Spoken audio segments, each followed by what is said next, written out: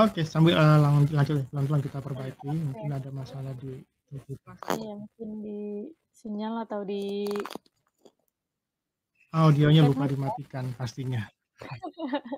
Ya, Oke, nggak apa-apa.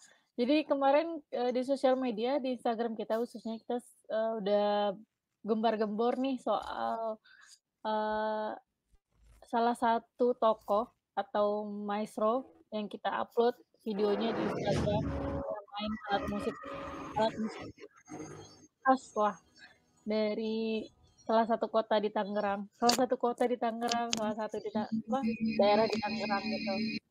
Di mana kita akan memperkenalkan Pegoyong sebagai maestro tehian di Tangerang atau di Neglasari tepatnya ya, di Kampung Tehian, Pak. Nah, mungkin Pak Syeful bisa cerita sedikit nggak sih Pak, awal mula sejarah nyampe nih Pak? Karena kan Pegoyong ini kan umurnya udah lumayan lah ya, udah hampir 80 tahun lah gitu kan. Nah, sedangkan di kalangan kita nih, di kalangan millennials nih atau di kalangan Z nih, masih banyak yang belum tahu Pak, Pegoyong tuh siapa sih? Terus dia tuh siapa sih? Dia tuh kenapa sih sampai kita membuat filmnya gitu loh Pak? Mungkin bisa diceritakan sedikit Pak. iya. Sebenarnya kalau kita ngomongin soal Empek Goyong atau ada nama Tionghoanya ya, sebenarnya dia punya nama asli juga kayak gitu. Itu tidak lepas dari nama ibundanya.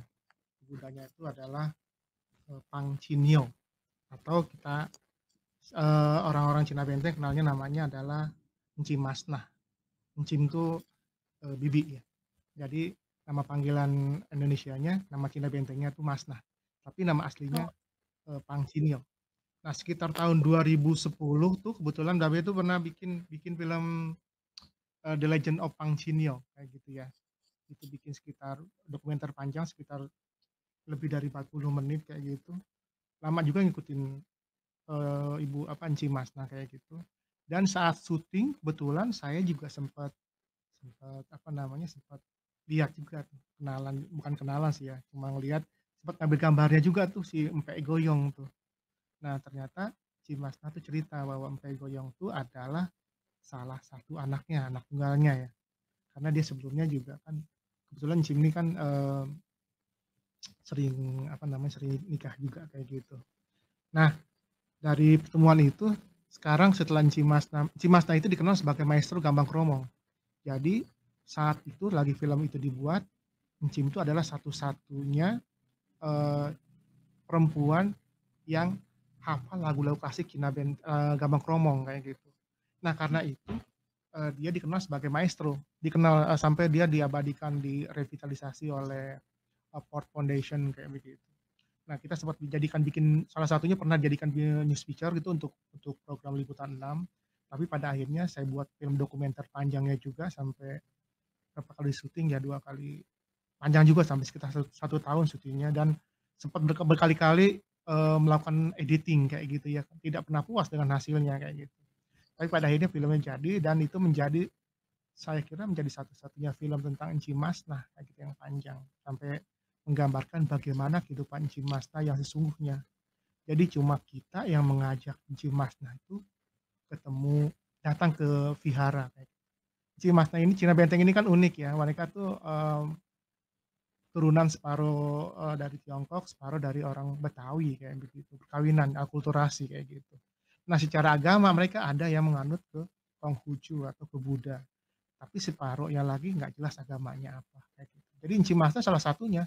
Jadi gara-gara bikin film dia datang ke vihara dan kita ajak semacam dia lihat nih leluhurnya kayak begitu, dan dia kaget. Dia sebenarnya nggak ngerti bagaimana cara ibadahnya orang Konghucu kayak begitu.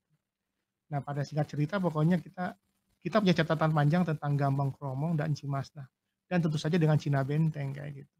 Ya, jadi cerita panjang ini yang membekas dan membuat kita tuh jadi tertarik pada akhirnya juga mendapati kehidupan-kehidupan yang lain gitu ya. Salah satunya adalah Empek Goyong. Jadi ini adalah keturunan Cimasnah yang sesungguhnya meneruskan, mengabadikan keberadaan Gambang Kromong. Dia ahli memainkan tehyan, jadi alat musik yang akulturasi juga ya, perpaduan ini alat musik dari Tiongkok sebenarnya kayak gitu, tapi dipakai di Gambang Kromong untuk mengiringi, dia semacam biola, alat gesek kayak begitu ya. Nah itu Ya. dipakai main menjadi, salah satu instrumen dalam kesenian Gambang Kromong kayak gitu. Dan dia juga sempat main sih di beberapa hajatan kayak gitu ya, di Pekalongan kayak begitu, tapi dia karena masalah honornya mungkin nggak seberapa ya, dia lebih cenderung main tuh hanya sesuai tanggapan, misalnya di antara orang meninggal kayak begitu ya. Karena orang-orang meninggal di kalangan mereka tuh juga kadang diiringi oleh orkestra ehyan kayak begitu. Lalu kadang-kadang di hajatan tertentu kalau diundang secara khusus dia mau juga datang kayak gitu. Nah, yang lebih menjadi spesifik adalah si Empek Goyong ini itu juga menjadi perajin dari tehyan. Jadi dia menjadi mungkin barangkali orang yang salah satu dari perajin tehyan yang ada. Dan uniknya dia menggunakan perlengkapan yang sangat sederhana, dari batok kelapa yang dipungut dari pinggir kali Cisadane kayak gitu, kayu-kayunya di pinggir dipungut juga dari, pinggiran kali Cisadane, dan hanya beberapa bahan yang dibeli kayak gitu, semacam kenur dan, tali untuk semacam tali untuk apa namanya, tali senarnya kayak begitu. Dan selebihnya yang paling unik lagi yang bagian dari kita yang sangat memprihatinkan adalah Mpek Goyong ini itu mencari nafkah selain membuat tehyan dan juga, meneruskan bagaimana generasi bermain tehyan gitu ya di tempat-tempat tertentu kayak begitu, pekerjaannya setiap hari adalah pemulung kayak gitu. Dan ini membuat kita jadi miris juga ya, ternyata di untuk kalangan tertentu, kalangan yang masih apa namanya, yang menjaga kesenian Gambang Kromong dan menjaga eksistensi Cina Benteng kayak begitu, dia mencari nafkah dengan menjadi pemulung kayak gitu. Ya, jadi daerah kerja dia tuh di sekitar pinggiran Kali Cisadane. Jadi ini juga jadi view yang bagus kalau untuk bikin film kayak gitu ya. Jadi kita sempat bikin trailernya tuh bagaimana dia bermain tehyan tuh di pinggir Kali Cisadane. Memang tidak sempurna sekali. Kita masih perlu proses lagi untuk pendalaman kayak begitu. Nah, di Ya. beberapa bagian kita juga masih dapati bagaimana sisi human interest dari seorang Mpek Gohyong gitu ya, dengan katakanlah dia belum jadi maestro sesungguhnya ya, masih belum jadi maestro, tapi dia merupakan salah satu jejak dari keberadaan maestro. Siapa maestronya? Yaitu ibunya sendiri, Pang Chiniong kayak gitu. Makanya dari persoalan ini kita mencoba membidik bagian-bagian lain dari keberadaan seorang anak turunan dari maestro, dan yang kedua adalah bagian dari bagaimana keberadaan komunitas Cina Benteng di Tangerang kayak begitu. Jadi komunitas Cina Benteng ini ada di pinggiran Tangerang, di pinggiran Sungai Cisadane sampai ke Bekasi sana kayak gitu. Dan mereka hidupnya katakanlah mereka Cina, tapi mereka tidak semakmur seperti yang lain kayak gitu. Mereka sama seperti hidupnya seperti warga yang lain. Warga kebanyakan ada yang jadi kuli, tukang beca dan seterusnya kayak gitu. Dan salah satunya yang miris adalah bagaimana kehidupan si Empe Goyong kayak gitu, yang tiap hari menjadi pemulung. Sementara kayak begitu mungkin. Oke, terima kasih Pak Syaiful. Sedikit gambaran dari Pak Syaiful ya soal film Jejak Maestro yang akan kita produksi tahun ini. Mohon doanya semua. Sebelumnya saya mau sapa-sapa dulu nih yang udah hadir di live kita hari ini. Di malam ini ada David Gerald, selamat datang. Ada Abi Project, oh Abidin hadir, oke siap. Ada Rohman dari Malimping, luar biasa. Sinyal aman? Banyak Mereka nih yang boleh diajak, apa namanya, diskusi juga, kasih linknya aja tuh, boleh ya kan? boleh. Oh ya, Iya. ada hadir juga nih Muhammad Jihad nih. Mungkin buat, kalian-kalian yang mau, bertanya di kolom komentar bisa loh, bertanya tentang film kita atau yang mau join boleh sebentar ya, atau yang mau join bisa langsung klik link ini untuk kita bisa ngobrol-ngobrol bareng, kita bisa ngopi bareng, ngobrol film, Jang Maestro di malam ini, gitu. Atau yang mau nanya langsung bisa tanya di kolom komentar aja, gitu. Oke Pak, tadi kan Pak Syaiful udah menjelaskan nih kira-kira latar belakang dari kita mau bikin dari Mpe Goyong ini ya, karena kan di sini Bapak sebagai penulis dan apa, sutradaranya. Sedangkan, sebelumnya memang, M. Doksita atau Bapak sendiri sudah pernah membuat ibunya ya, Pak, ya? Ence Masnah ya? Iya betul. Atau Pang Cinio, bahasa Cinanya ya, Pak, ya, itu ya? Ya nama Tiongkoknya itu, nama Nama resminya Tiongkoknya gitu. Pang Cinio, oke. Kalau kalian mau nonton filmnya ada di M-Doks Channel, di playlist, Pang Cinio filmnya namanya, itu kalian bisa tonton, prequel ya, Pak, ya, itu ya? Prequel Iya. dari Jejak Maestro yang Taehyung ini, gitu. Oke, Pak, sedikit cerita dong, Pak, tentang, kira-kira akan digambarkan seperti apa film ini, Pak? Apakah memang kita hanya angkat sosok Empeknya aja atau gimana, Pak? Sedikit aja, jangan dibocorin tapi, Pak. Jadi ini uniknya nih ya, uniknya dari sosok dari Go Hyung ini, ya, sosok dari Mpek Go Hyung ini adalah, walaupun dia itu anak dari Pang Shinyo, tapi secara popularitas, itu justru malah lebih popularitas si Mpek Go Hyung kayak gitu. Jadi bagaimana, eee, misalnya kayak gitu ya, kalau misalnya, apa namanya, kalau kita ukur dari popularitasnya misalnya dari segi, apa namanya, kalau ibunya tuh terkenal tapi jarang sekali menjadi liputan media, menjadi bagian dari di produksi filmnya kayak begitu ya. Tapi yang namanya, eee, Mpek Goyong ini filmnya banyak dibuat. Jadi bagaimana banyak televisi menjadikan dia sebagai narasumber. Jadi banyak feature-nya dibuat oleh media TV kita kayak gitu. Tanpa orang pernah menyinggung ya, tanpa orang pernah menyinggung bagaimana dia tuh bersentuhan dengan seorang Pang Cinyo kayak gitu.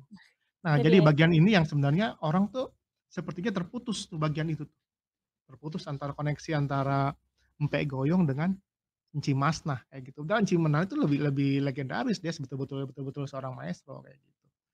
Dan banyak cerita tentang Enci Masnah sendiri sangat menarik. Di hari tuanya tuh dia tinggal hanya bersama semacam anak angkat kayak begitu ya, dan dia bahagia dengan cucunya dan sampai tua pun dia masih nyanyi. Jadi saya masih sering datang datang ke liputan bikin filmnya dia itu, dalam keadaan dia masih nyanyi bersama bersama orang-orang kayak begitu, bersama, grup-grup yang ada di Tangerang kayak begitu. Dan itu saya sampai total 2 malam tuh tidur di atas panggung dan kita abadikan itu, kayak gitu. wah, Nah, ini yang kita belum dapat bagaimana kalau si apa, Empek Goyong ini meneruskan tradisi ini gitu ya. Kita belum tahu tuh bagaimana dia kalau bermain di antara katakanlah kalau Mongol Stres tuh pernah ya, Mongol Stres tuh yang komedian tuh ya, komika ya, itu pernah stand up di depan di acara orang meninggal kayak gitu. Nah, Empek Goyong ini juga mainnya kebanyakan di tempat orang meninggal. Jadi bersama oh, 6 orang, 4 orang atau 5 orang temannya tuh bermain semacam orkestra tehian kayak begitu, instrumental ya. Dan sesungguhnya instrumental yang dimainkan itu adalah bagian dari lagu-lagu klasik kayak gitu. Ini yang mmm, sebenarnya harus diabadikan, yang kita harus didokumentasikan dengan baik. Karena kalau misalnya kita datangi sekarang ke Gambang Kromong, di berbagai acara hajatan kayak begitu, umumnya itu lebih banyak memainkan lagu-lagu sayur atau lagu-lagu populer kayak gitu. Sedangkan lagu klasik itu cuma sebagai pembuka, kayak semacam, Popin Kong Jilok kayak begitu ya, itu cuma pembukaan kayak begitu. Nah, kita pengen tuh dari misalnya kita cara mengikuti si Empek Goyong ini, kita dapati lagi orisinalitas dari lagu-lagu klasik kayak begitu. Dan ini kan peninggalan dari ibunya ya, kan hanya iya, ibunya dulu yang bisa nyanyikan. Nah, sekarang minimal tuh kita pengen dengarkan instrumentalianya gitu atau melodi-melodi khasnya lagi di lagu-lagu klasiknya Gambang Kromong kayak gitu. Yang kedua tentu saja kita mau nyambungkan lagi tuh soal koneksivitas antara dia ya, si Mpek Goyong dan ibunya Pang Cinyo. oke Kita oke. pengen pengen dia ada di antara bahwa dia itu adalah bagian dari Enci Mas. Nah, bagian dari seorang maestro Gambang Kromong. Dan maestro ini kan bukan main-main, tidak semua orang bisa dapat gelar maestro kayak gitu, Oh, ya. Terutama yang Cina Benteng ini kan baru Enci Mas yang punya nih, gitu. Kalau di daerah lain kan kita kenal, Rasinah tuh, Mimi Rasinah di Indramayu tuh penari topeng ya gitu, itu maestro juga. Lalu ada Sujana Arja di Cirebon kayak gitu. Ada Slamet Kundono almarhum juga dan kebetulan M-Docs pernah bikin semua filmnya kayak gitu. Jadi kita nggak asing lagi dengan tokoh-tokoh itu. Maka kita kalau semacam Empek Goyong kita mau angkat dari sisi bagaimana, ini loh bagian dari maestro, ini bagian dari orang terkenal juga kayak gitu. Dan ini mudah-mudahan bisa menjadi bagian dari memperkaya sanah budaya kita. Jadi kita makin bukan cuma kenal sama Encim Masna, bukan cuma kenal kepada, Gambang Kromong ya, bukan cuma kenal pada Cina Benteng, tapi kita juga kenal yang namanya Empek Goyong, Iya. sebagai penerus dari keberadaan Teh Yan, kayak begitu. Makanya kita sebut pendekar Teh Yan dari Cina Benteng. Oke. Wah, ini menarik ya. Sedikit, garis merahnya yang tadi saya tangkap ya, Pak. Banyak memang yang bikin setelah saya riset juga gitu, banyak yang memang yang bikin film-film nyampe, Pak, Tegoyong ya. Mulai dari news feature-nya, udah ada beberapa yang buat di stasiun nasional gitu kan, sampai film-film indinya juga ada nih yang angkat empek. Tapi, putusnya mereka hanya mengangkat empeknya ya, Pak, ya?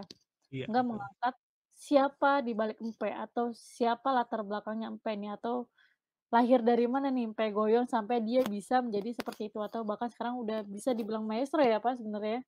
Karena kan dia betul, sudah, apa, tampil di internasional juga untuk mewakili Indonesia sebenarnya kan, iya, gitu. Makanya yang kita mau angkat dari film kita adalah kita mau menarik benang merah siapa Mpe Goyong ini ya. Makanya betul, judulnya Jejak Maestro, yaitu jejaknya dari Maestro Encim Masnah, dan subnya itu pendekar tehian si Mpe Goyong itu ya, Pak, ya. betul. Gitu. Nah, buat teman-teman yang lagi nonton kalau untuk mau tanya tentang film atau ngobrol-ngobrol juga bisa join di link yang udah di-share di kolom komentar, atau yang mau langsung tanya di kolom komentar aja nggak apa-apa, langsung ditanyakan aja. Mumpung lagi ada Pak Syaiful Halim nih, sebagai sutradara dan penulis dari Jejak Maestro. Karena memang kita lagi LDR nih, beliau lagi bikin, dan ngajar juga di Banten gitu, jadi bikin sesuatu dan ngajar juga, jadi agak sulit untuk ketemu gitu. Oke, Pak. Nah, kira-kira nih, Pak, yang tadi dibilang sama Pak Syaiful kan sebenarnya, film nyampe kan banyak gitu ya, Pak, ya, dan kita mau ambil benang merahnya adalah, eee, dia dari mana dia lahir, dari mana dia berasal gitu kan, benang merah dari Encim Mas. Nah, kira-kira nih, Pak, apa sih yang mau Bapak ungkapkan lagi atau yang Bapak mau suarakan lagi di film itu, Pak? Maksudnya selain dari benang merah itu ya? Iya, Karena kan banyak ya, Pak, ya, sebenarnya. yang paling penting sih adalah kita kan orang kan sering ya bicara tentang revitalisasi budaya kayak begitu ya, tentang bagaimana seakan-akan peduli terhadap Cina Benteng, peduli terhadap orang-orangnya, terhadap keseniannya gitu kan ya, maka dibikin ada namanya Kampung Tehyan kayak begitu ya, ada kampung budaya lain dan seterusnya. Saya sih khawatirnya itu cuma jadi apa, tentatif sementara doang, temporer kayak begitu ya. Padahal ada karya-karyanya itu yang perlu diabadikan kayak gitu. Dulu ada kalau kalangan dari Ford Foundation tuh diabadikan dengan membuat rekaman lagu-lagu klasiknya kayak gitu. Sedangkan yang bikin film ini malah jarang ya, kalau semacam berita kan dibikin dalam bentuk, news feature itu cuma 5 menit selesai, kayak begitu. Iya, Nah ini kita pengen kalau dalam bentuk film kan ini jadi abadi gitu, bahwa ini adalah karya dari, keberadaan tentang Tangerang. Cina Benteng kan adanya di Tangerang kayak gitu ya. betul, Tangerang adanya di Banten ya kayak gitu. Banten, Jadi ini kita memperkenalkan Banten juga tuh. Memperkenalkan soal bagaimana ada di Banten tuh ada komunitas. Jadi Banten tuh bukan cuma soal Baduy di Cibuleger, di betul. Canex, kayak begitu, tapi juga ada Cina Benteng. Lalu ada keseniannya yang sangat sudah mendunia, yang namanya Gambang Kromong kayak gitu. Ada lagu-lagu klasiknya dan ada pertautan bagaimana kesenian ini nyampur tuh antara Sunda, Betawi, dan Tiongkok kayak gitu. Yes, Dan ini kan kekayaan yang jadi malah menjadi kekayaan tuh lama-lama Gambang Kromong tuh memang ada warna Tiongkoknya ya, tapi akhirnya sekarang sudah diklaim sebagai karya sebagai kesenian Betawi kan kayak gitu Gambang Kromong itu, dan ini ya harus diabadikan. Semua orang harus bukan cuma teriak tentang peduli tentang budaya, peduli tentang kesenian tradisional, tentang komoditas yang terpikirkan, tapi mereka harus melakukan aksi kayak begitu. Aksinya apa? Diingatkan kalau kita mengingatkan melalui film. Ini ada filmnya nih kalau misalnya mau peduli, ya bantu tuh bikin kampungnya jangan kampung kayak sekedar sekedar apa namanya, monumen kayak gitu ya, monumen cuman gunting pita selesai kayak gitu, enggak. Itu harus dijaga kayak begitu. Bagaimana ya, yang namanya kegiatan tradisi mereka tuh harus dihidupkan menjadi kadang kalau perlu menjadi sebuah objek wisata gitu kan ya, menjadi desa wisata di situ. Bagaimana mereka tuh menyelenggarakan semacam hajatan tuh kan mereka gaya Cina, gaya menikahnya itu kan mirip-mirip kayak orang Cina kayak gitu kan ya. Dan itu pernah Betul. ditampilkan oleh kita di film Pang Cinyo kayak gitu. Dengan pakaiannya adat dari Tiongkok kayak begitu, dengan cara dia kui itu. Kui itu adalah kayak semacam menyembah kayak gitu kan, menyembah altar kayak begitu. Sambil diiringi oleh lagu-lagu klasik. Dan itu semua khasnya tuh, khas Cina Beng kayak gitu. Dan mereka masih menjaga sebenarnya. Dan ini yang perlu apa namanya, betul-betul diabadikan dengan bukan cuma sesaat kayak begitu, tapi menjadi memang sudah menjadi bagian dari mereka gitu. Jadi jangan sampai seperti Betawi itu kalau dibikin tuh bikin condet kayak gitu ya, bikin balik kambang. Jadi semacam apa sih namanya, cagar budaya ya, biarin aja mereka jadi bagian dari kehidupan dari masyarakat kita, tapi dengan khas, dengan Cina bentengnya kayak begitu. Kalau perlu ya mulai dipikirkan juga bagaimana kalangan Cina benteng yang hidupnya di bawah garis kemiskinan ini mulai dibantu, mulai bagaimana mereka menjadi memiliki ekonomi, kesempatan mendapatkan ekonomi yang lebih layak kayak begitu, ya. Lalu yang Betul. kedua juga bagaimana keseniannya ini benar-benar menjadi lebih dijaga keutuhannya tuh, karena kan karena jalan pintas bagaimana para pemilik dari kelompok-kelompok gambang kromong ini, bagaimana mereka malah mengabadikan lagu-lagu populer, bukan lagu-lagu klasik kayak begitu. Dan ini hanya melalui film dokumenter kita bisa mengabadikan ini karena kita mengulik tuh bagaimana lagu klasik klasik itu dimainkan di tempat kematian kayak begitu. Itu tontonan yang hebat, bagaimana di tempat kematian ada orang bermain musik. Musiknya tentu kayak pengen tahu seperti apa alunannya kayak begitu.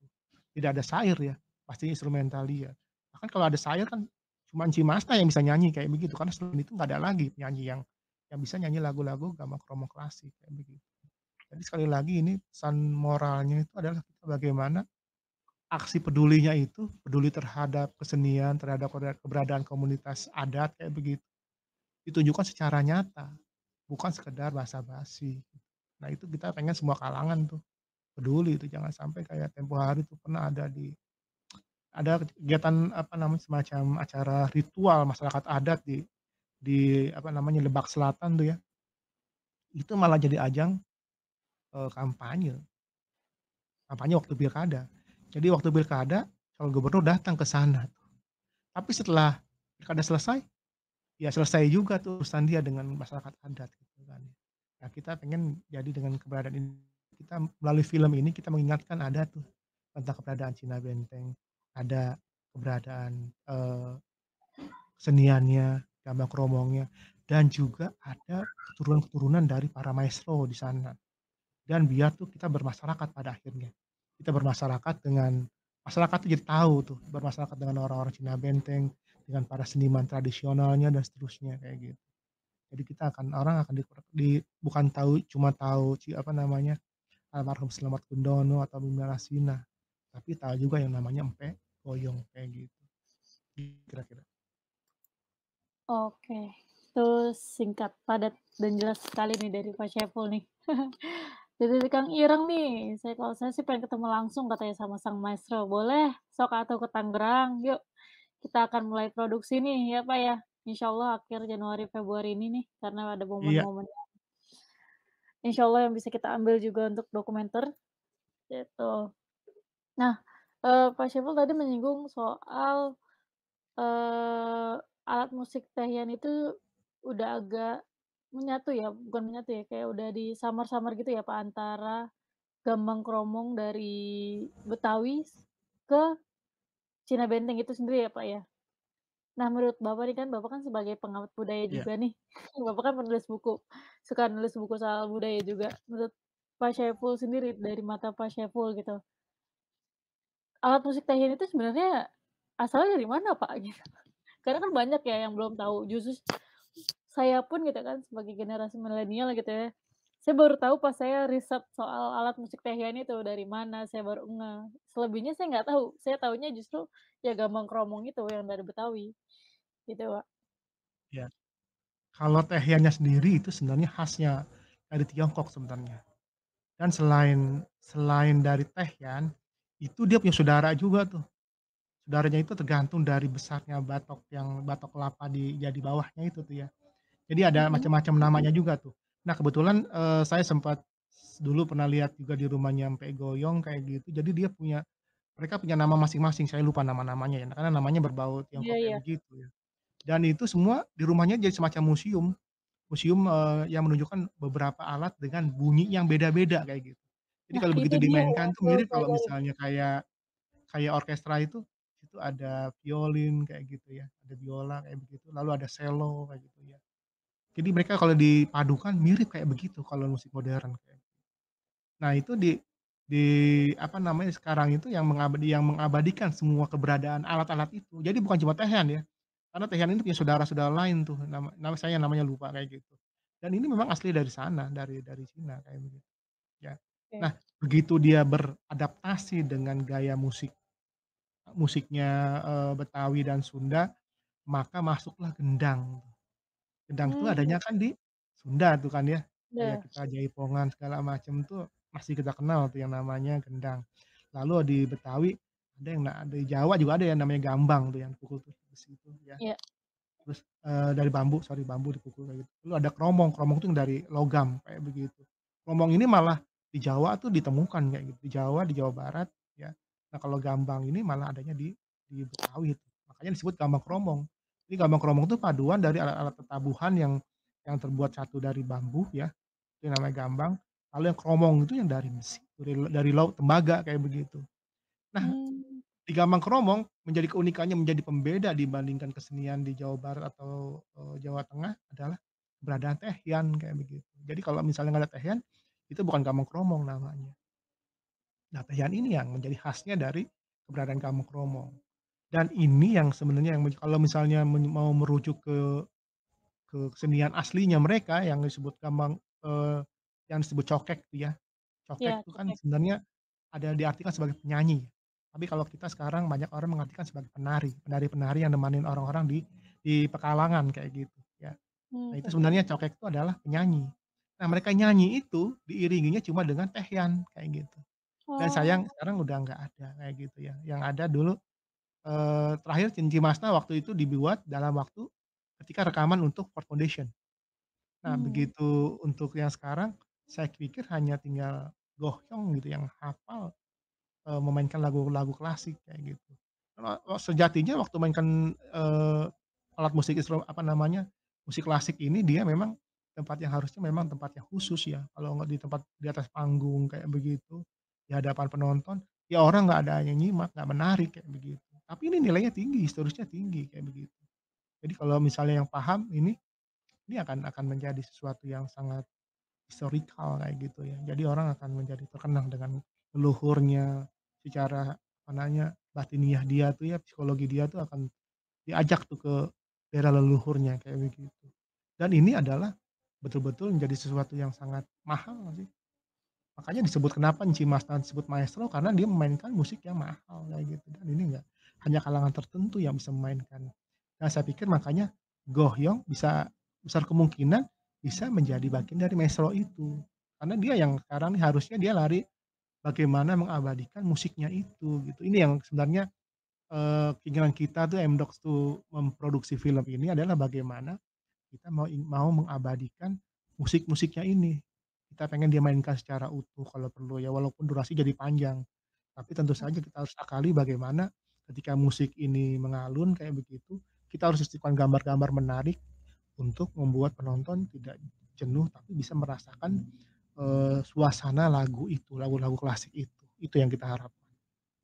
Oke, luar biasa. Jika saya S nih tentang budaya, mengamat budaya nih dari Mas Syaiful Halim. Karena memang biasanya Pak Syaiful nih menjelaskan di kelas nih guys, menceritakan tentang riset budayanya. Oke, buat yang masih nonton boleh loh bertanya di kolom komentar atau ikut join sama kita di link yang udah dikasih di kolom komentar yang Mdok sudah kirim, itu bisa join nanti bisa di-add sama saya di sini, biar kita bisa ngopi bareng atau ngobrol film bareng sama Pak Syaiful nih, gitu.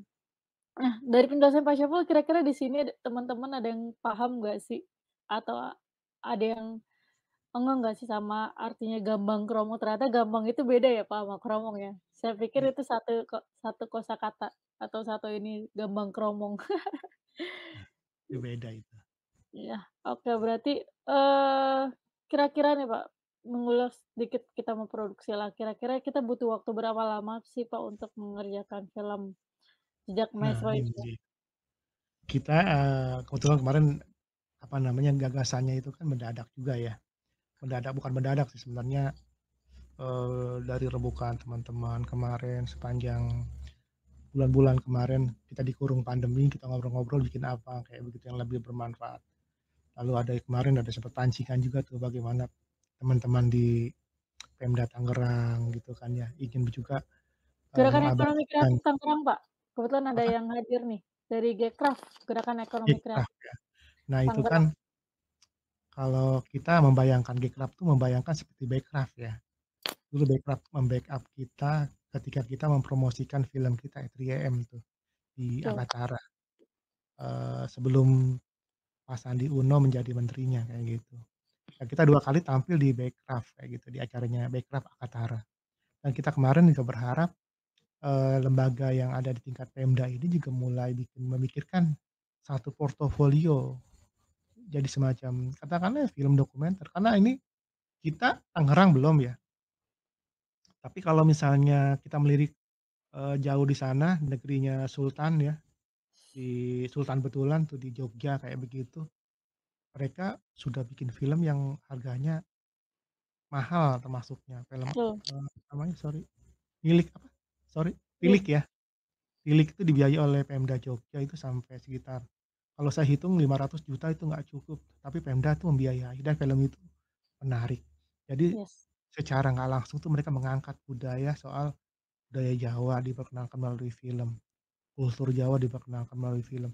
Dan pada akhirnya tiap tahun, setiap hari tiap tahun saya, amati banyak beberapa film serupa tuh bermunculan dan dengan satu kredit lainnya itu bagaimana pihak Pemda Yogyakarta, Diparda Yogyakarta tuh ternyata mendanai film itu, produksi film itu, dan betul-betul mensupport keberadaan film, kayak gitu. Jadi mereka sadar bagaimana melalui film, mereka juga melakukan bukan cuma promosi ya, tapi edukasi budaya kayak begitu. betul, Memperkenalkan tentang bahasa Jawa kayak gitu kan ya. Belakangan ini kan ini lagi rame nih ya, Sunda orang ya? berbahasa Sunda tuh bisa diangkat tuh kayak gitu, pejabat tuh ya. Dan ini orang Jogja tuh mengabadikannya melalui film tuh. Kita Betul, pernah di nasional pernah dengar film apa, Yo Wis Band ya pakai bahasa Jawa yes, juga ya. iya, betul, Lalu beberapa itu, setelah Tilik dan berikutnya ternyata banyak sekali film berbahasa Jawa. Kemarin kita coba tuh di Banten kita bikin film Badik Berdarah Miranda, itu pakai bahasa Sunda Banten kayak begitu.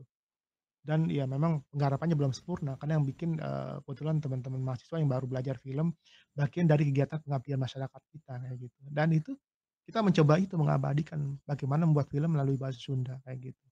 Dan yes, melalui film dokumenter ya, melalui film dokumenter kita tuh mengabadikan tuh bagaimana dialog-dialog ketika dulu Enci Masnah tuh ngomong dengan anaknya, dengan mantunya kayak gitu. Atau kadang-kadang ngomong dengan teman-temannya secara sambil berteriak dan sebagainya, atau ngomong dengan kalangan cokek kayak gitu ya. Mereka pakai bahasa apa namanya, Betawi kasar, kalau kata istilah kita tuh Betawi ora kayak gitu ya.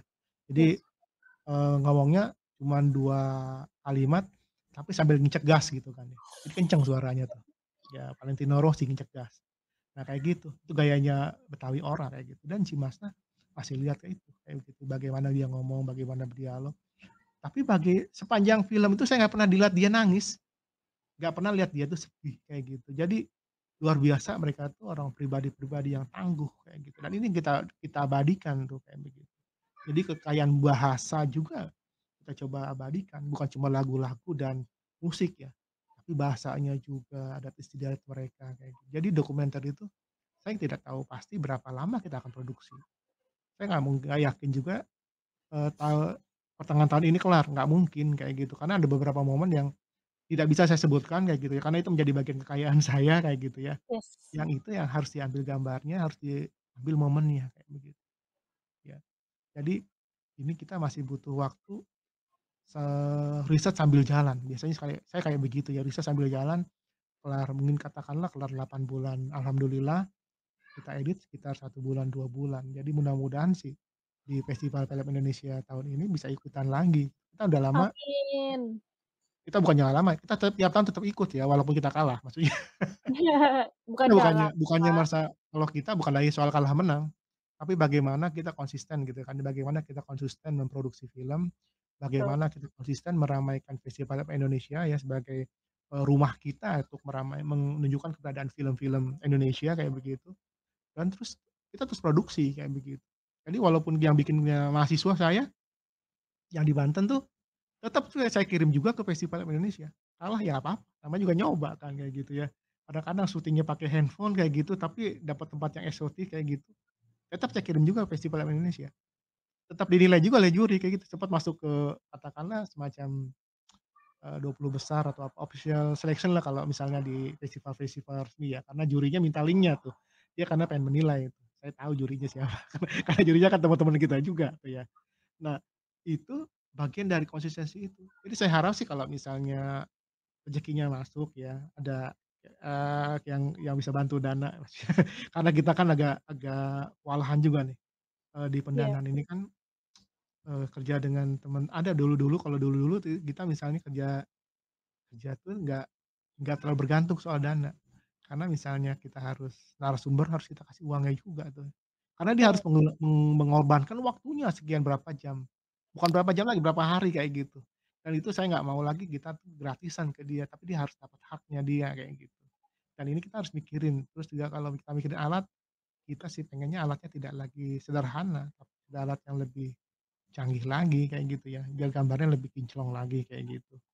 Terutama audio ya, karena biar gimana kita mau merekam, lagu-lagunya, dan lagu-lagu ini tentu saja kita bisa dapatkan kalau misalnya gambar kameranya bagus gitu kan ya, audio terus alat perekamnya juga bagus kayak gitu. Secara misalnya riset kita sih udah saya kira kita sih udah nggak perlu apa lagi ya, udah cukup dalam lah, makanya tinggal tinggal eksekusinya aja kayak begitu. Mudah-mudahan lah insyaallah kalau misalnya banyak teman-teman yang, apa namanya, pihak-pihak yang mau stakeholder di Banten, Tangerang ini mau terlibat, kita sih menunggu kayak begitu ya. Kita menunggu, kita nggak mau ingin membuat Indonesia sejuk itu kita dengan tidak mau gaduh di medsos dengan persoalan-persoalan orang ribut melarang bahasa Sunda lah, atau ribut soal intoleransi, kita pengen bikin film aja tentang budaya. Jadi cara betul, kita bagaimana menyejukkan Indonesia, bikin film betul, tentang budaya, kita tampilkan tentang budaya, kayak gitu. Ini cara kita. Kita bukannya Babe 2 kali bikin tentang film tentang politik loh. Saat Menebar Mimpi dan Meledak Nyala itu tentang politik kayak gitu. Tapi lebih banyak kita concern-nya adalah di film-film budaya. Kenapa? Karena kita ingin membuat Indonesia sejuk dengan persoalan budaya dan supaya orang peduli persoalan budaya gitu kan. Jadi ini bagian dari kita di abad metaverse ini sambil mengingatkan kayak gitu bahwa kita tuh punya budaya yang harus diamankan, harus dilestarikan dan harus menjadi bagian dari keseharian kita kayak begitu. Dan ini mudah-mudahan yang jadi pesan yang sangat kuat di film kita nanti. Itu Dinda. oke. Mantap sekali. Memang itu sih yang harus yang jadi visi misi kita dari dulu memang itu ya, Pak, kita mau menampilkan sekeren apa sih Indonesia gitu kan ya, budaya Iya. Indonesia itu sekeren apa gitu kan. Jangan sampai kebudayaan Indonesia yang udah kita pertahankan gitu, bisa-bisa entar menghilang, nanti anak cucu kita nggak mengenal sama sekali gitu kan ya, Pak, ya. Iya Nah, betul. dengan melalui film dokumenter ini sebenarnya kita mengabadikan mengabadikan apa yang menjadi ya budaya dari Indonesia lah, jangan sampai hilang begitu saja, tapi nanti ketika anak cucu kita ada atau menonton, mereka tahu, oh ternyata negara mereka punya seperti ini, oh budaya mereka tuh seperti ini, gitu ya, Pak, ya. Luar biasa memang, gitu. Nah, Iya. teman-teman yang lagi nonton, sekali lagi boleh untuk bertanya, di kolom komentar atau ikut join di link yang udah kita kasih di kolom komentar juga. Terbuka kok ini kita ngopinya. Kita ngobrol-ngobrol asik aja nih. Nah, sama satu tadi yang saya garis bawahi adalah, kita pengen di film ini kita juga tidak hanya membuat film nyampe, tidak hanya mendokumentasikan Pegoyong ya, tapi kita juga ingin membantulah, eee, membantu kehidupan Nyampe, karena yang tadi sudah diceritakan juga kalau Mpe hidupnya itu mulung sehari-harinya. Setelah saya ke sana ternyata memang saya tanya kan sama Empe, "Kenapa Empe kok masih mulung?" Gitu kan. Padahal Empe udah jadi maestro, dan di rumah Empe pun udah, eee, udah di-stem lah sama Dinas Pariwisata kalau ini adalah lestari apa, industri dari tehian sendiri gitu, dan kenapa Empe masih mau mulung gitu. Jawabannya sangat simpel, Pak. "Ya saya kalau nggak mulung saya makan dari mana?" Iya. Aduh, itu miris banget. Emang selama ini nggak ada bantuan apa-apa ke Empe gitu kan. Sedangkan padahal Empe udah mengharumkan nama Indonesia, udah mengharumkan nama Indonesia di kancah internasional, nggak ada katanya dia gitu. Jadi memang saya harus bertahan sendiri, saya nggak mau makan gengsi, saya harus berusaha sendiri, makanya saya mulung untuk bisa makan gitu. Miris sih, cukup miris, di mana kita udah kenal Empe yang udah go internasional, mengharumkan nama Indonesia, tapi beliau masih mulung untuk, hidupnya dan keluarganya gitu, dengan di rumah yang menurut saya agak kurang layak ya, sebagai maestro di Tangerang sendiri gitu. Makanya kita juga buat gerakan untuk membuat kaos, pre-order yang ada di Instagram tuh, kita buat pre-order kaos untuk Pegoyong, yang di mana 50% dari keuntungan bisa kita kasih ke atau kita donasikan ke Pegoyong untuk membantu kehidupan Pe dan, keluarganya lah, gitu. Wah, Jadi ya buat mudah-mudahan nih banyak yang tertarik juga nih ya. iya, Desainnya bagus tuh. Ada iya, gambar empek goyongnya lagi main tehian kayak gitu. Jadi menarik kalau misalnya bagian dari kita, cara kita mencintai tehian kayak gitu, mencintai Gambang Kromong, bisa mulai dengan beli kaos itu tuh. Kita sambil sambil sambil jalan kita jadi semacam travel yap, ad itu betul, iklan jalan tuh ya, iklan kayak jalan. mobil tuh pakai iklan. Nah kita sambil pamerin, eee, Betapa bagaimana bangganya kita gitu ya, memperkenalkan tentang empek goyong dan tehian kayak gitu ya, dan juga Cina benar, Benteng tentunya. Jadi benar ini banget. kalau ini jadi gerakan yang bagus, bukan cuma film ini selesai dengan baik ya, kita sih berharap, dapat bukan dapat dana ya, ya siapa tahu nanti ada pihak-pihak yang tertarik mau terlibat, itu kita terbuka banget tuh kayak gitu. Kita terbuka Betul, banget bagaimana film ini bisa kita mainkan dan bisa menjadikan ini menjadi kendaraan juga sih. Bagaimana orang tuh bisa kemarin-kemarin nggak peduli soal film, kemarin-kemarin nggak peduli soal budaya, betul, Cina Benteng. Nah sekarang coba tuh tunjukin tuh. Terutama buat calon pemimpin nih, calon pemimpin nanti mau bertarung tahun depan kayak gitu ya di Tangerang, coba tunjukin deh ayo, coba tunjukin terlibat, ayo bikin film ini bareng-bareng kayak gitu. Ini sambil kenalin tuh, jadi bagaimana nanti menghampiri konstituennya itu ya, menghampiri warga Tangerang tuh sambil bawa film.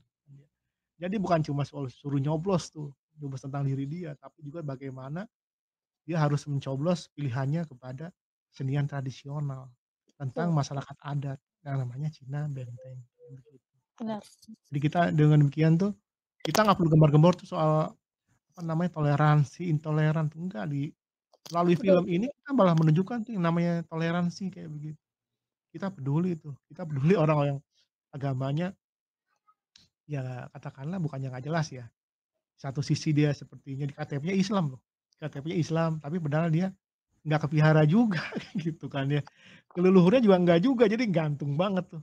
Jadi mereka juga, ya harus dapat tempat juga ya, biar bagaimanapun kita tuh melalui film tuh bagaimana menunjukkan penghormatan kita terhadap keberagaman, kayak gitu. betul, Jadi kita akan lihat tuh bagaimana kita paham, ada orang Cina Benteng, oh ternyata bahasanya seperti ini, benar, agamanya seperti ini, tradisinya seperti ini, keyakinannya seperti ini. Dan kita tidak perlu ngusik, karena dia pun tidak pernah ngusik kita, dia hidup damai semuanya, damai-damai banget. Jadi nggak ada yang saling sindir. Jadi kalau kalau dulu saya jahil sih ya, kalau dulu jahil tuh kalau ada misalnya ada yang nyuguh gitu, ada apelnya, ada jeruknya, diambil dimakan sebenarnya. Jadi nggak kayak di tempat lain tuh ada yang ditendang kayak begitu, enggak tuh. Tapi dia iseng karena isengnya bocah tuh bukannya buat untuk pelecehan agama, tapi sayang tuh makanan tuh siapa yang makan tuh diambil aja gitu, lagi zaman bocah.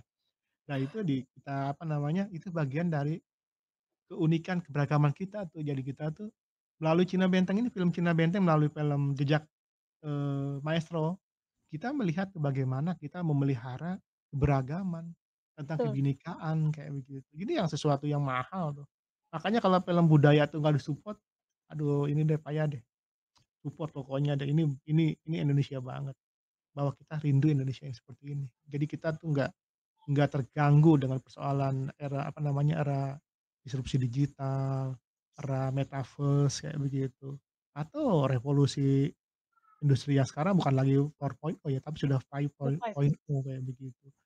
Nah, tapi kita yang namanya guyub, yang namanya budaya itu, budaya yang khas Indonesia itu tetap dipelihara, dan salah satunya adalah di Cina Benteng, ya, di Tangerang, Cina Benteng itu mereka guyub. Bagaimana orang Islam, orang Kristen, orang Buddha, orang segala macam nyampur di acara hajatan itu. Dengan makanan tuh kadang-kadang ada 2 meja tuh ya, yang satu makanan yang muslim ya, Halal. yang satu meja lagi non muslim kayak gitu. Jadi semuanya ikut makan tuh. Yang paling banyak makan siapa? Yang main gambang kromong karena mereka kan main musik capek. Jadi mereka makannya banyak banget kayak gitu. Jadi kita pernah abadikan itu di film, The Legend of Pang Xinyo. Jadi bagaimana mereka makan, bagaimana itu. Jadi luar jadi khasnya Indonesia lah, sama seperti saya temuin di daerah lain di Kalimantan, di Sulawesi, khasnya kita adalah kumpulnya kita adalah ketika kita makan sama-sama, yang namanya kalau di Sunda tuh namanya ngariung kayak gitu atau ngagonjling dan sebagainya tuh ya. Dan itu adalah ternyata di Cina Benteng kayak begitu juga. Begitu kita kumpul makan, akur, kita lupa tuh soal kita siapa, kamu siapa dan sebagainya. Yap, Betul-betul pokoknya kalau kita ngomong tentang film budaya adalah bicara soal Bhinneka. Dan soal bener. bagaimana kita menghargai keberagaman, memelihara keberagaman dengan damai. Jadi nggak ada suasana ribut-ribut seperti di TV itu ya, kalau debat-debat yang nggak ada ujung pangkalnya tuh ya, itu nggak terjadi tuh, kayak begitu.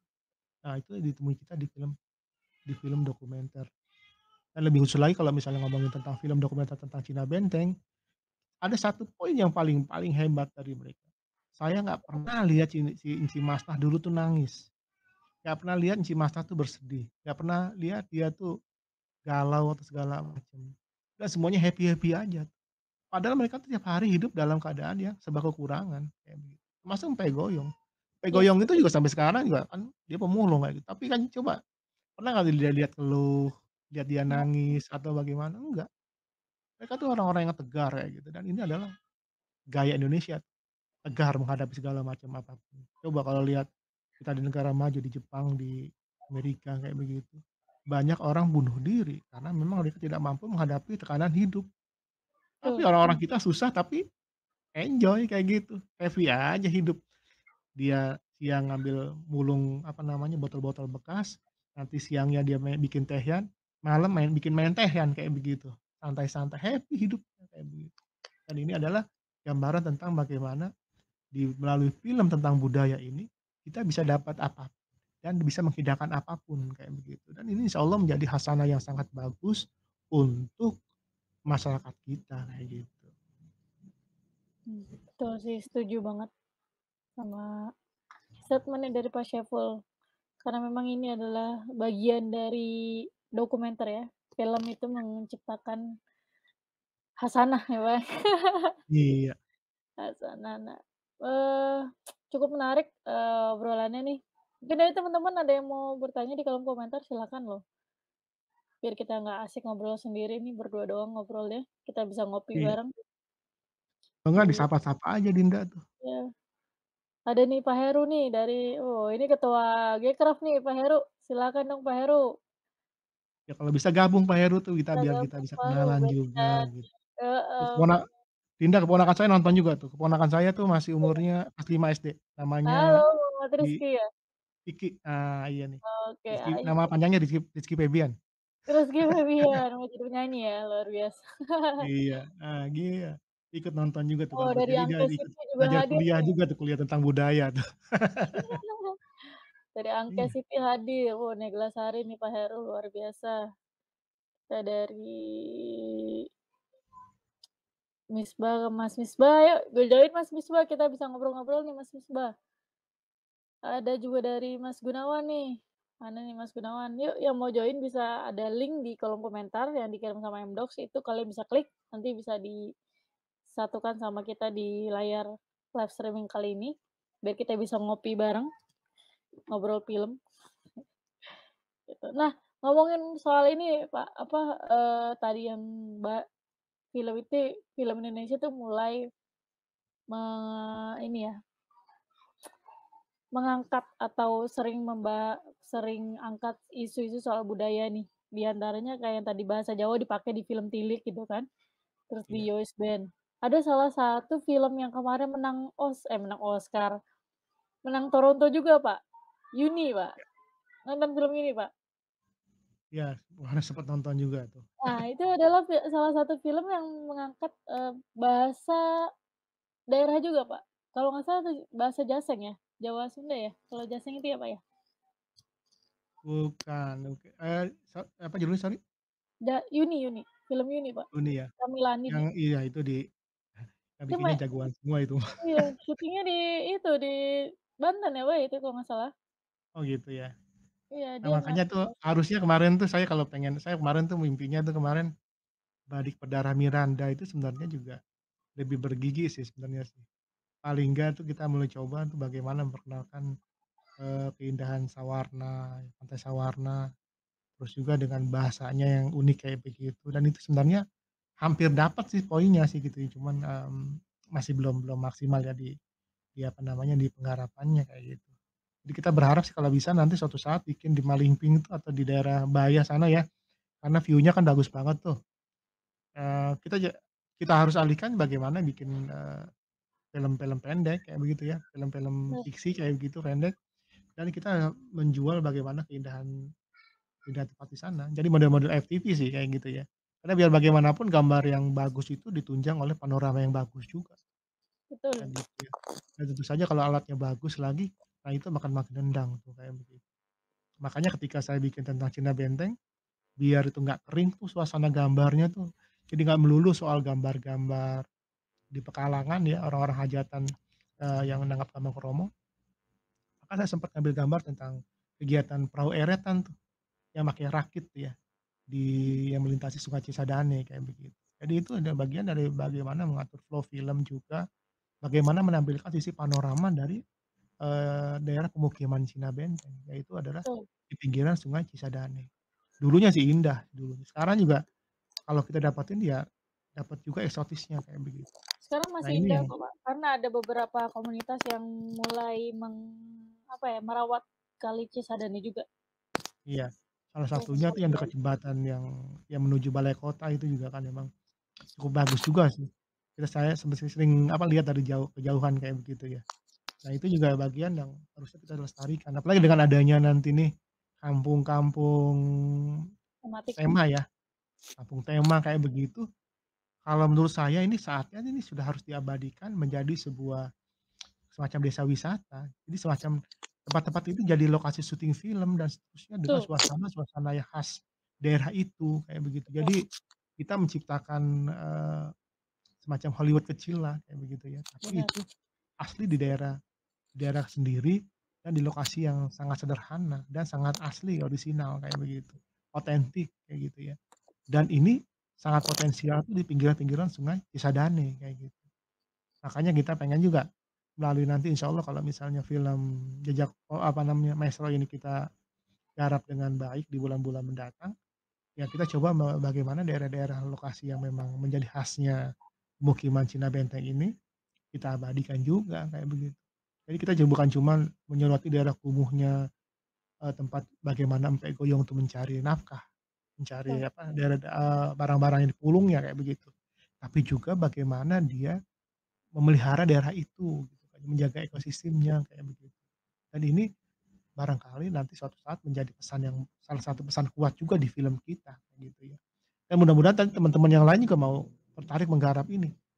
Jadi betul, begitu lihat tempatnya, mereka langsung tertarik ini jadikan film pendek kah, menjadi film panjang kah, atau dan seterusnya kayak gitu. Jadi, pihak Pemda pun nanti tidak terpaku hanya kepada kampung-kampung tema, tapi bagaimana kawasan di pesisir ini menjadi lokasi yang sangat strategis ya. Sekarang sih sudah ada sih memang ya di tempat-tempat kulineran tuh kalau sore tuh di sepanjang Cisadane di kota itu iya, kan juga menarik juga sih ya. Cuman itu kan harus ditata lebih bagus lagi itu ya, biar bagaimana itu menjadi hidup dan di sana juga bukan cuman ada pengamen, tapi ada orang main gambang kromong kayak gitu ya, ada betul. yang main Itu menarik lenong, sih, ada yang tiap main sore gitu ya. tanjidor dan seterusnya gitu sih. Jadi itu, wah itu jadi hebat banget tuh kayak begitu. Jadi kita tuh ya kita pengen sebenarnya semuanya ada tuh ketika di satu film itu, kesenian-kesenian ini muncul, kesenian khasnya Tangerang, kayak gitu ya. Jadi makanya kita butuh angkanya sangat besar ya, karena kita kan kalau kita misalnya nyuruh pemain tanjidor main kayak begitu, itu kan nggak mungkin gratis. Itu harus betul. tetap harus ada bagaimana tuh transportasi mereka disiapkan kayak begitu. Makanya butuh buat dana yang besar kayak begitu. Jadi ini banget, apa namanya, eee, di hitungan kita tuh memang angka tuh jadi nggak ada angkanya sih seperti yang lalu-lalu. Seperti dulu saya, saking, uangnya terbatas waktu bikin The Legend of Pang Cinyo, yang bikin tentang ibunya siapa, Pek Goyong itu kameranya saya sendiri, kameramennya saya sendiri, penulis naskahnya saya sendiri, sutradaranya saya sendiri, produser saya sendiri, sampai editor saya sendiri, kayak gitu.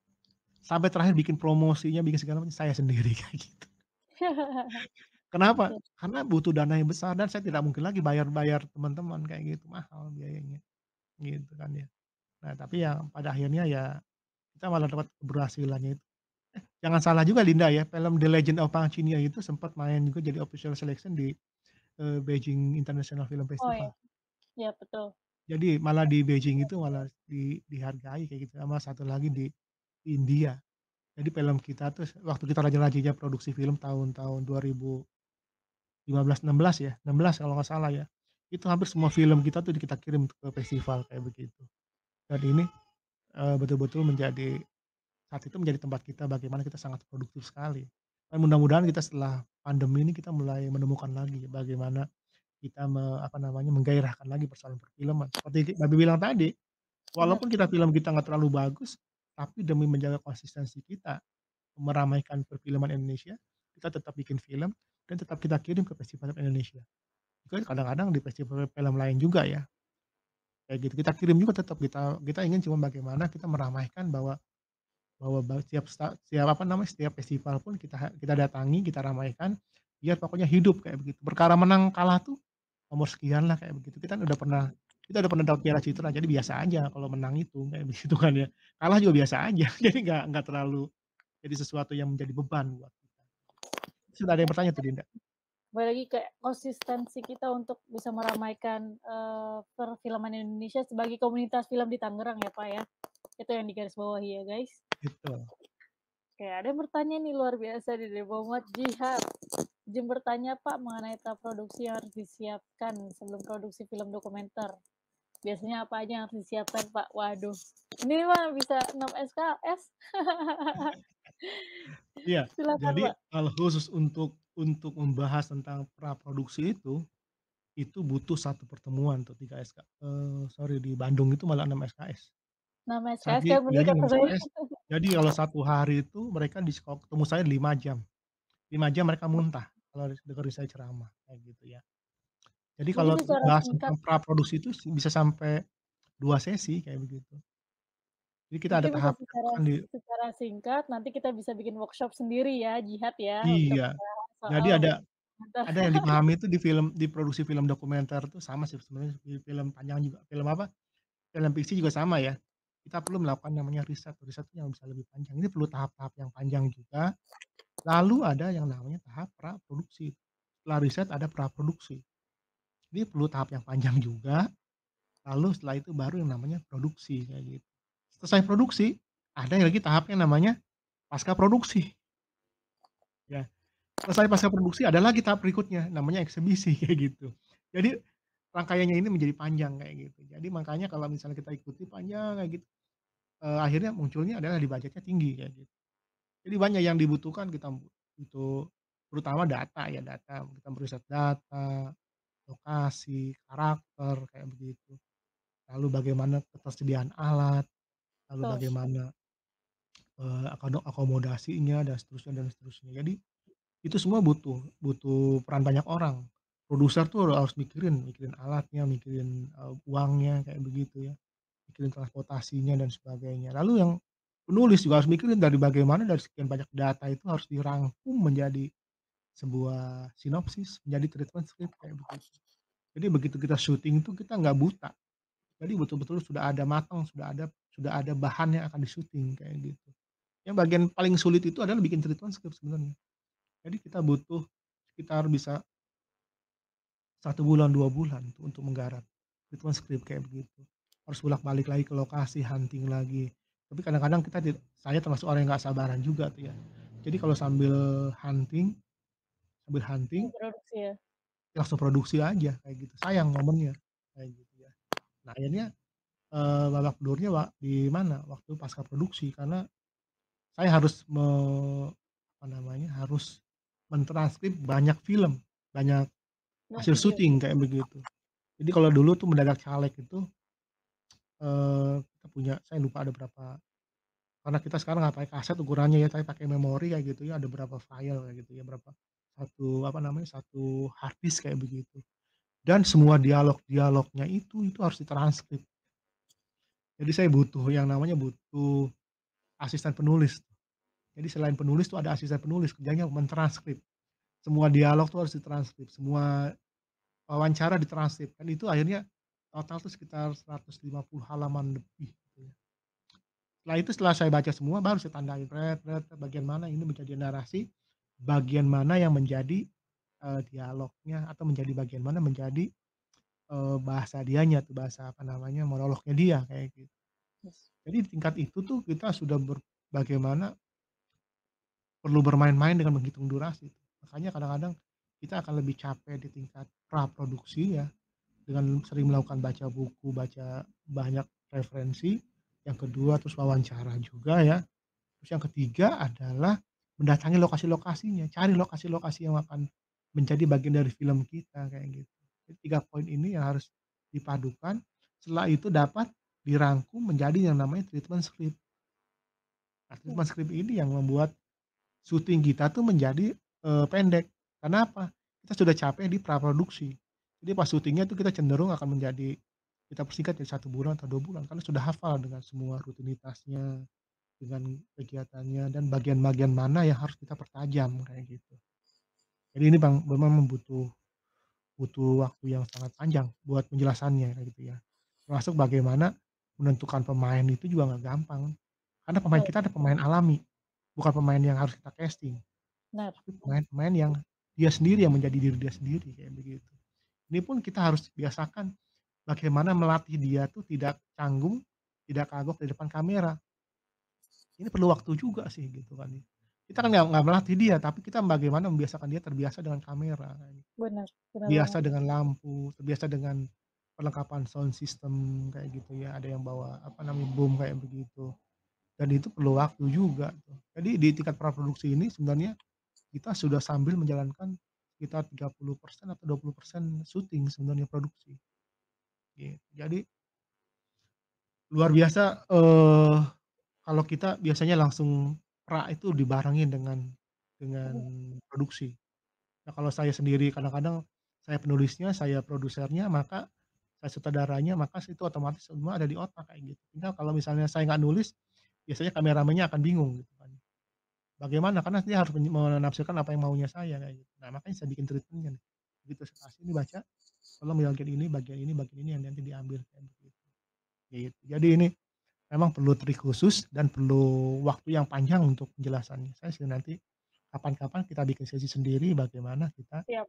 eee, khusus difokuskan bagaimana langkah praproduksi dalam kegiatan produksi film dokumenter. Jadi Oh, kemarin tuh kalau sempet kayak siapa tuh namanya, siapa tuh, Rohman ya, Rohman di Malingping itu kan sudah ikut tuh bikin apa namanya, kegiatan eksibisi. Jadi yang kegiatan eksibisi itu adalah ujung dari sebuah produksi itu, ujung dari iya, semua rangkaian produksi. Nah itu baru jadi kita maunya tuh runtut dari awal tuh, dari riset dulu, dari riset ke praproduksi, dari praproduksi ke produksi, setelah itu ke pasca produksi, terus baru ke eksibisi. Nah mmm, kemarin Rohman langsung masuk ke, eksibisi. eksibisi kayak begitu. Tapi itu, dan bagaimanapun itu adalah cara bagaimana berbagi pengalaman kayak gitu ya. Jadi dengan cara begitu saya sih berharap, menjadi candu kayak gitu, kecanduan bikin film, kecanduan produksi, kecanduan eksibisi kayak begitu. Dinda itu tadinya juga bukan orang yang diajarkan untuk produksi sebenarnya. Dinda itu lebih apa namanya, diajarkan, di-treatment untuk menjadi seorang, produser. Jadi bagaimana dia melakukan eksibisi kayak begitu. Tapi belakangan ya akhirnya nggak produksi juga, karena rupanya nggak tahan, lebih nikmatnya itu ada di produksi memang kayak begitu. Dan sayangnya memang belum belum apa, perlu waktu yang panjang tuh untuk memahami bagaimana kegiatan praproduksi kayak gitu. Karena di tingkat produksi ini adalah tingkat perencanaan tuh ada pekerjaannya penulis dan seorang, produser sebenarnya kayak gitu. Karena dia merancang soal budget, hitung budgetnya juga, menghitung alur cerita, harus nonton banyak film, jangan jangan lupa ya, tingkat praproduksi itu salah satunya adalah menonton film. Berapa film yang ditonton? Sebanyak-banyaknya kayak gitu. Jadi nggak bikin cuma nonton 2 film, ditonton film itu apa, drama Korea sama Layangan Putus. Ya udah yang terbayang adalah, ya si Anya Geraldine kayak gitu. Iya, benar banget. Iya kan? Iya saya juga suka sih lihat Anya Geraldine.